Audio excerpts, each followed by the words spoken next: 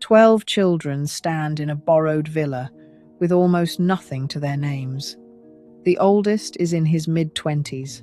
The youngest is 11 years old. They have just buried their mother, and they have nowhere to go. A few days earlier, she had been standing in the spotlight at the Bobino Theatre in Paris, taking curtain call after curtain call, the audience on its feet. Roses piling up at the edge of the stage.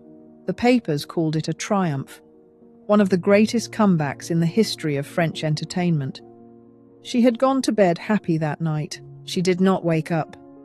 Now there are 12 children who grew up in a French chateau, who travelled the world, who wore matching outfits and spoke 5 different languages, standing together in a country not one of them was born in. Their mother is gone, the chateau is gone, the money is gone, and the question that nobody seems to have an answer to is, what happens to them now? Josephine Baker performed for kings. She danced for sold-out crowds across 3 continents. She was decorated by the French government, embraced by the civil rights movement, and loved by almost everyone who ever saw her perform. She was also a woman who spent almost everything she had, gave away what she couldn't spend, and died in April 1975, with almost nothing in the bank. The world covered her life constantly. Her dances, her costumes, her voice, her courage. But 12 people sat at the edge of that life for decades, and almost nobody knows what actually happened to them. Who they were, what they went through, where they ended up. A son who opened a restaurant in New York to keep her memory alive. A son who quietly built a life in Europe. Children scattered across countries, careers, silences. This is the story we are telling today. To understand these 12 people, you have to understand the world they were born into, not the glamorous world the photographs show, the real one, the one underneath the sequins and the spotlight. The girl from St. Louis. Josephine Baker was born Frida Josephine MacDonald on June 3, 1906, in St. Louis, Missouri. She was born poor, not struggling, but getting by poor. Genuinely poor, in a city that was deeply segregated, in a country that had decided very early what a black girl's life was worth. Her mother took in washing. They lived in a basement. When she was 8 years old, Josephine was sent out to work for a white family as a domestic servant. The woman of the house sometimes held her hands over a flame when she thought she had done something wrong. She was 8 years old. By the time she was 13, she was living on the streets. By 15, she was performing. By 19, she was in Paris. And by 20, she was the most talked about entertainer in Europe. What Paris gave Josephine Baker was not just fame. It was the first place in her life where she was not treated like a problem. She was celebrated there, desired, photographed, mobbed by crowds. She walked into restaurants and was seated. She walked into hotels and was given rooms. She fell in love with Paris, the way you fall in love with something when you have never felt safe before, and then suddenly you do. Completely, permanently. A career built on courage. She built a career that lasted more than 50 years. She performed across Europe, South America, and North Africa. She was one of the first black performers to headline a major American television special. During the Second World War, she worked for French intelligence, hiding messages in her sheet music, using her celebrity as cover. She refused to perform for segregated audiences in the United States and was turned away from more than 30 hotels in New York in a single day in 1951. She kept performing anyway. She spoke at the March on Washington in August 1963, just before Martin Luther King stood at the same podium. She was the only woman who officially addressed the crowd that day. She was awarded the Croix de Guerre by France. She was awarded the Légion d'honneur. She was given the Médaille de la Résistance for her wartime work. And through all of that, through every tour and triumph and controversy and comeback, there was one thing she said over and over again, that the thing she was proudest of was not the applause. It was the family she had built, the 12 children she had brought home from 12 different corners of the world. her rainbow tribe. The dream, the chateau, and the fall. The rainbow tribe was not a spontaneous idea. It was a project. Josephine Baker believed that if you could raise 12 children together from 12 different countries, speaking different languages, practicing different religions, and show the world that they were simply a family, you would prove something that most people at the time insisted couldn't be proven. That race and religion and nationality were not walls. That they were just details. She started in 1951, and she did not stop until she had 12. To house them, she bought a 15th century chateau in the Dordogne region of France, the Château des Milandes. It sat on about 300 acres of land and had dozens and dozens of rooms. She turned it into something between a home and a tourist attraction. Visitors could come and watch the rainbow tribe. There was a hotel on the property, a miniature train, a farm, a restaurant. Josephine saw it as living proof. Look at my family. Look at what is possible when you stop using difference as a reason to keep people apart. What this meant practically was that her children grew up famous before they were old enough to choose it. They wore matching outfits. They were photographed constantly. When they went somewhere new, journalists came to document the arrival. They were the living argument of their mother's philosophy, and none of them had asked to be. They also grew up with a mother who was almost never still. Josephine was touring when they were learning to walk. She was performing in New York when they had their first days of school. She was negotiating debt when they were trying to figure out who they were. By every account, she loved them fiercely and completely. That is not in question. But love and presence are two different things, and for most of their childhood, she could not give them both at the same time. The money was the other thing. The chateau cost a fortune to run. The staff, the grounds, the hotel, the maintenance. Josephine earned well. She also spent at the same rate. She paid for other people's causes. She lent money she didn't have. She invested in projects that didn't pay off. By the early 1960s, she was in serious financial trouble. By 1969, it was over. The chateau was repossessed. The eviction happened in March 1969. The bailiffs came with a court order. Josephine refused to leave. She sat on the steps of the chateau she had spent 20 years and most of her money on, wrapped in a blanket, and she simply did not move. Photographs of that moment went around the world. A 62-year-old woman, sitting on the stone steps of a castle she no longer owned, with nowhere to go. The children were scattered. Some were in school. Some were old enough to live semi-independently. All of them understood that the grand experiment, the home their mother had built to prove a point to the world, was gone. They were between 11 and 18 years old when it happened. And then their mother died. 6 years later, just 4 days after opening night at the Bobino Theatre in Paris. Josephine Baker, the first child, the one who started everything. Akio was adopted from Japan in 1951. He was Josephine's very first child. She had been trying to get pregnant for years, through multiple marriages, and it had not happened. She had miscarried. She had been told the pregnancies would not come. So she went to Japan, and she came back with a baby, and the experiment began. Akio grew up at the front of the line. He was always, by a year or two, the eldest.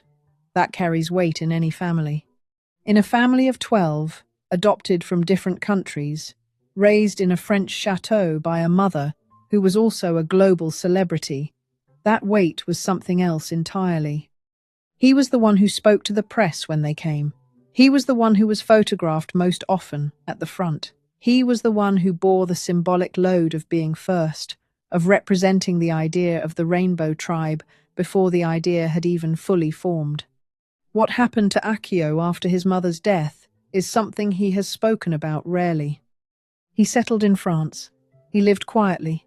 He gave almost no interviews about what it was like to be Josephine Baker's eldest son, to grow up under the weight of a philosophy, to have your childhood used as evidence for an argument you were too young to understand. He simply built a life. in France, out of the spotlight, which was, when you think about where he started, as far from what he was born into as it was possible to get. His story is one of quiet distance from a very loud beginning. Louise Baker, the second child, the boy from Colombia. Luis was adopted from Colombia in 1953. One of two children Josephine would bring home from South America. He grew up in the middle of the family. Not the eldest, not the youngest, not the one who bore the obvious symbolic weight. Just one of 12 children trying to figure out what that meant. What is striking about Luis is how little he sought the attention his mother's name could have bought him. He could have traded on it. Many children of famous parents do. He did not. He stepped back from public life and stayed back. The specific details of the life he built are largely his own. He protected them. And after a childhood in which your life was documented, photographed, and held up as a political statement, that protection makes a particular kind of sense.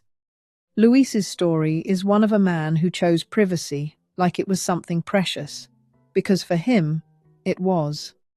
Jano Baker and Jari Baker, the brothers from Finland. Josephine brought Jano and Jari home from Finland in 1954. They were biological brothers, already a family of two when she found them, and she kept them that way. She would not separate them.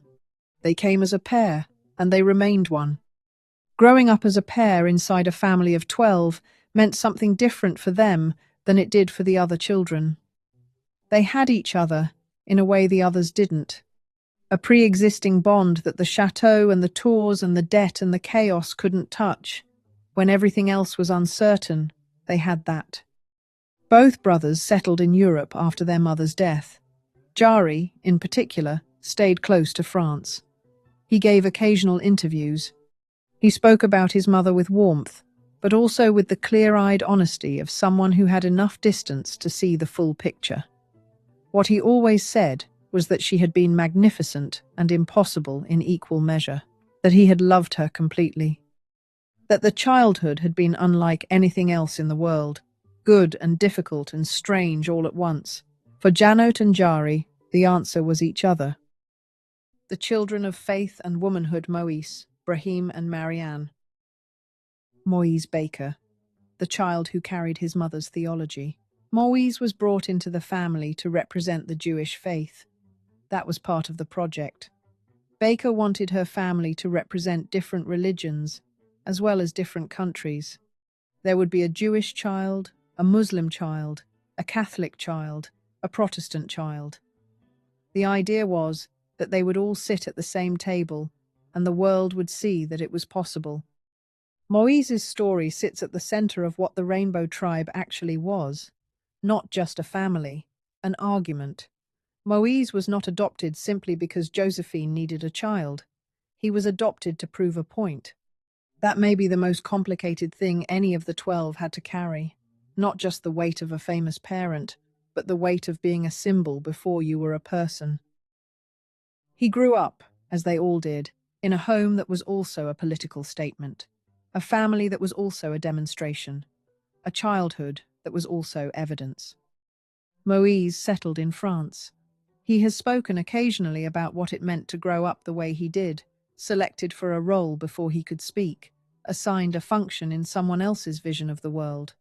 The words he has used were careful, loving toward his mother, honest about the strangeness. His story is one of a man trying to separate who he was from who he was meant to represent. Brahim Baker, the child who represented Islam in a Christian chateau. Brahim was adopted from Algeria. He was the Muslim child in a family designed to show that Muslims and Jews and Christians could be raised as brothers and sisters, could sit at the same dinner table, could grow up without learning to hate the things that made the others different. Josephine raised him in that faith.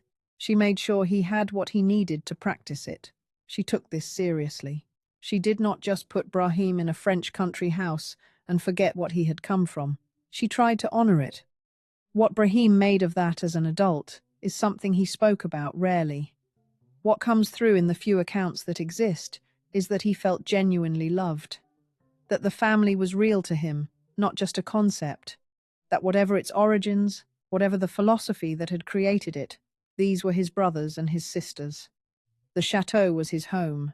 That home was taken, and then his mother was gone. Brahim's story is one of a real family built on top of an idea, and how hard it is to separate the two. Marianne Baker, the daughter who grew up surrounded by brothers. Marianne was one of only 2 daughters in the Rainbow tribe. She was adopted from Colombia, one of Josephine's South American children, and she grew up vastly outnumbered. 11 brothers, 1 sister, a mother who was one of the most famous women on the planet. What that does to a girl is not a simple thing to describe. Josephine Baker was extraordinary in ways that were extremely visible. She was glamorous and bold and physically fearless, and famous in ways that could be crushing to grow up next to. And Marianne did grow up next to it. All of it. The photographs, the performances, the ideology, the debt, the eviction, the comeback, the death. She was in her late teens or early 20s when Josephine died in April 1975, old enough to understand everything that had happened, not old enough to have had much time to build anything of her own before it all collapsed. She has lived a private life. She has kept her mother's story largely to herself. She is not a performer. She did not go on stage. She did not write a book. She simply carried what she carried and moved forward. Marianne's story is one of a woman who chose to own her life instead of her mother's legend. The younger 4 Coffee, Mara, Noel, and Stellina, Coffee Baker. The son from West Africa. Coffee was adopted from Côte d'Ivoire, the Ivory Coast. He was one of the later children, brought into the family in the late 1950s or early 1960s, part of Josephine's continuing expansion of the tribe. He grew up in the chateau with brothers and sisters from Japan, Colombia, Finland, Algeria, France, Morocco, Venezuela. He spoke French. He had a French surname. He had an Ivorian heritage. And he had a mother who wanted the world to watch his family as proof that those things could coexist. When Josephine died, Coffee was still a young man. He had grown up in something extraordinary and then watched it fall apart. The chateau had already been gone for 6 years by the time she died. The family had already been dispersed, and now the person who had held the idea together was gone too. He settled in France. He did not seek attention. He lived as a private person in a country where his name could open almost any door if he chose to use it. Coffee's story is one of a man who came from almost everywhere and chose to put down roots quietly in one place. Mara Baker, the daughter from Venezuela. Mara was the second of the 2 daughters. She was adopted from Venezuela, and like her sister Marianne, she grew up in a household that was overwhelmingly male, in a country that was not her country of origin, with a surname that guaranteed she would never be anonymous. She has spoken about her childhood in a handful of interviews. What she said was that it was extraordinary in ways she could not fully explain to people who had not lived it. That the chateau was enormous and strange and beautiful. That her mother was a force of nature, present and absent in ways that seemed contradictory, but were simply the reality of who she was. That the loss of the chateau, when she was still a girl, felt like the ground shifting beneath her feet. That nothing before it, and nothing after it, felt entirely stable. She has lived in Europe. She has not performed. She has not made her private life public. She has occasionally spoken about what it means to carry the Baker name, what it asks of you, what it has cost. Mara's story is one of trying to be a person inside a myth, and learning that those are 2 very different things. Noel Baker, the French child. Noel was adopted from France. He was one of 2 French-born children in the tribe, and in some ways that might have been both easier and harder. Easier because France was where they lived. The language was native. The country was familiar. Harder because the French press had followed the Baker family closely for years, and being a French child with Josephine Baker's name meant you were never quite anonymous in the country you came from. Noel was young when the chateau was lost. He was among the younger children in the family. By the time Josephine died in 1975, he was a teenager. He did not have the advantage of some of his older brothers and sisters, who had at least had years in the chateau before it was taken. He had grown up partly in the wreckage of what that project had been. He has lived quietly.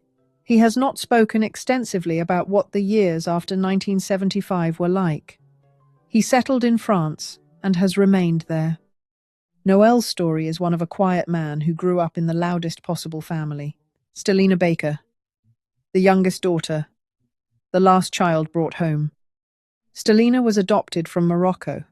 She was among the youngest of the 12, brought into the family around 1964, which means she was just 11 years old when her mother died in April 1975. 11. She was the one who had the least time in the chateau before it was repossessed, the least time with her mother before she was gone. She was also the one who received the least protection from what happened, simply because she was the youngest and the least equipped to protect herself. She had a famous dead mother, no money, a borrowed villa in Monaco, and 11 siblings, who were all trying to figure out the same thing at the same time. Stelina has given occasional interviews in the years since.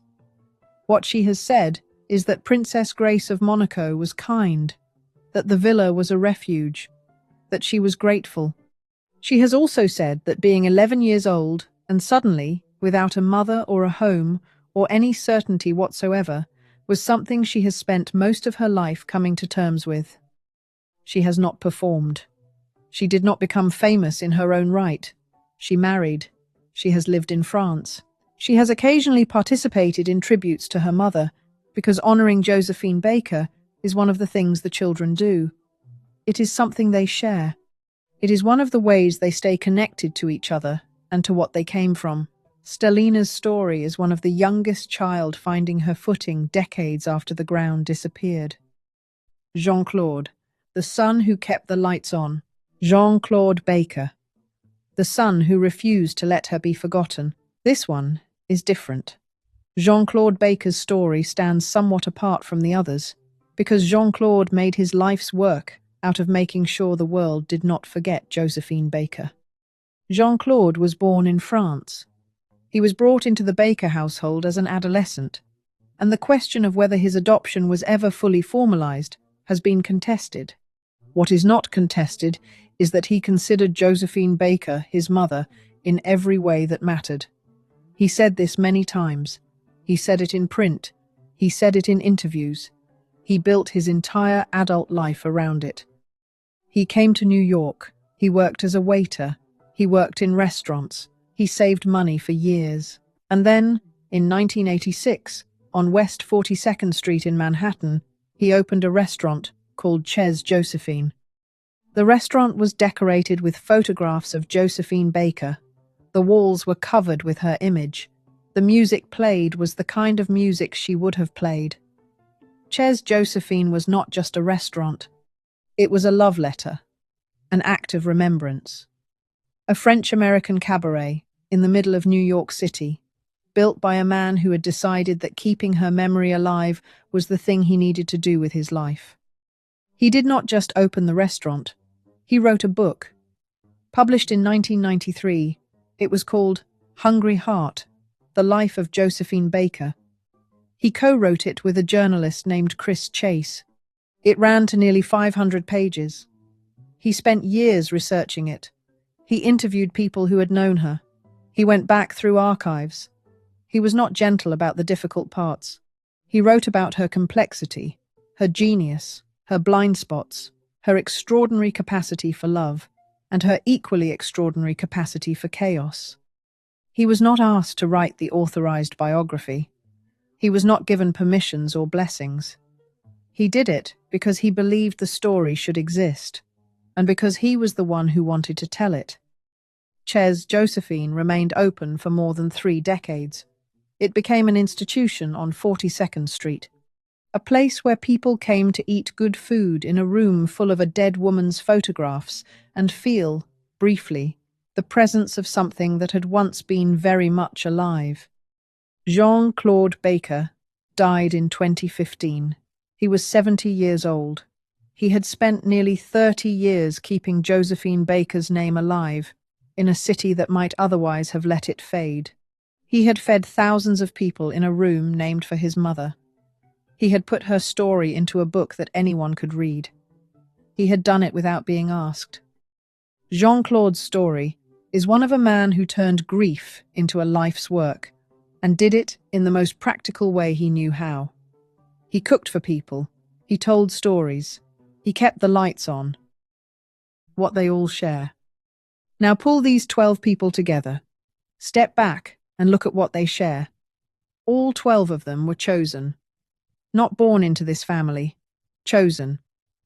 Josephine went looking for them. She made decisions about where to go and what she was looking for, and she brought each of them home. That is the foundation they were all standing on. They were wanted, specifically, deliberately wanted. And then the thing that happened to all of them is that the wanting was not quite enough to pay the bills. Love did not keep the chateau. Love did not prevent the bankruptcy. Love did not survive into practical protection when Josephine died. What she left them was her name, her story, her legacy, and almost nothing else. For Akio, the answer was France. A quiet life in the country that had been home since he was an infant, as far from the spotlight as he could get. For Luis, the answer was privacy. Absolute, deliberate, uncompromising privacy. For Janot and Jari, the answer was each other, the one bond that predated the chateau and survived everything that happened to it.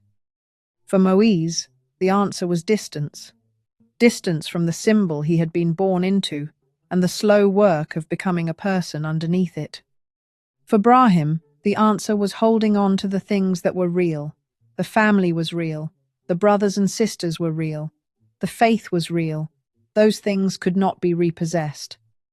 For Marianne, the answer was her own life, not her mother's story, not the Shao, not the Rainbow Tribe as a public project. Her own private life, built on her own terms. For Coffee, the answer was a quiet place in France. Roots, finally, after a childhood that was always being observed. For Mara, the answer was time, a lot of time. Time to understand what she had lived, and what it had cost, and what it had given her. For Noelle, the answer was silence. The right not to speak. The right to be a person his mother had loved, without being required to explain that to the world. For Stelina, the answer was survival first. And then, slowly, something more. A life. A family of her own. A way forward. For Jean-Claude, the answer was the restaurant, the book, the photographs on the wall, the constant ongoing act of honoring her. What they all share is this. They grew up as living proof of something.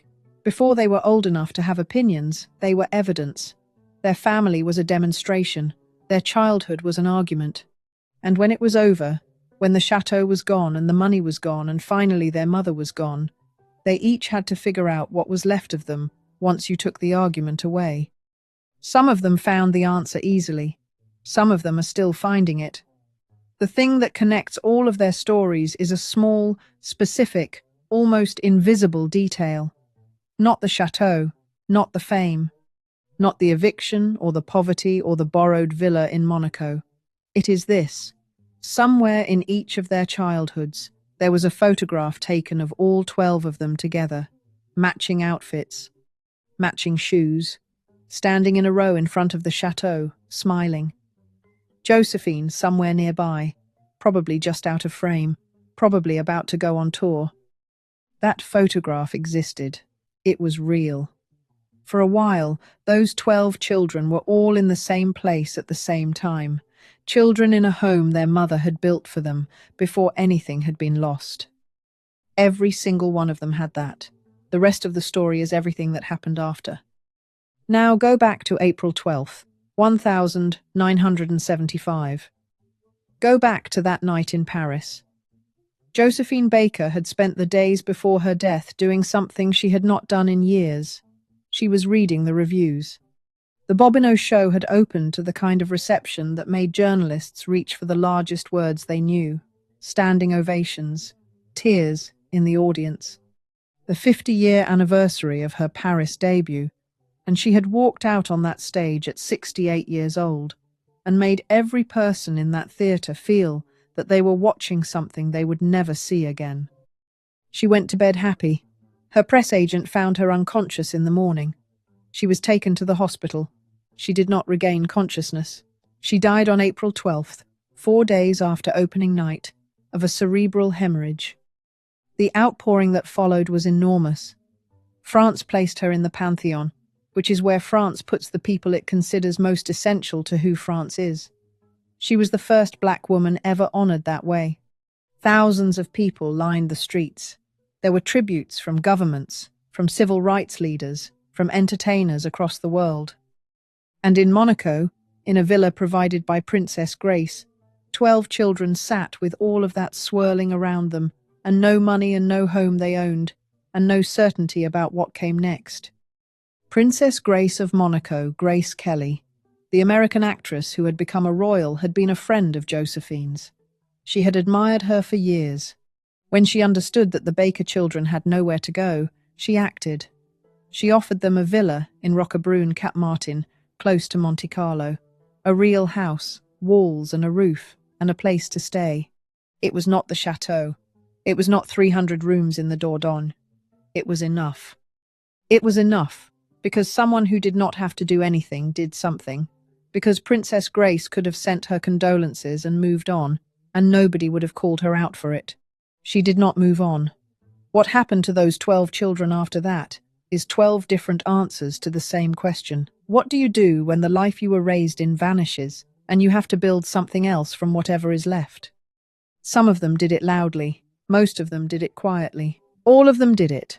One of them opened a restaurant on 42nd Street in New York and covered the walls with photographs of his mother and fed people for 30 years.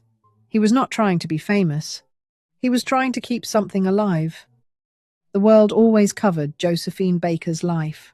The dances, the costumes, the wartime bravery, the Rainbow Tribe as an idea, the chateau, the eviction, the Bobino show, the death, the Panthéon.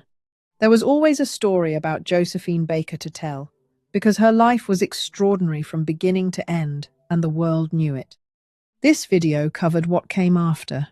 The 12 people who are the other half of that story, what they carried, what they built, what they lost, and what they kept, who they became when the cameras were pointed somewhere else. It was worth sitting with, because the idea Josephine Baker was trying to prove, that 12 children from 12 different places could be one family, that difference is not a wall, that love is not a theory, that a table is big enough for everyone if you build it long enough. The proof of that idea was never the chateau. It was never the matching outfits or the photographs or the newspaper coverage. The proof of it was the 12 people who are still here, still connected, still her children, long after everything else is gone. If you enjoyed this video, please like and subscribe to our channel so you never miss out on more fascinating stories.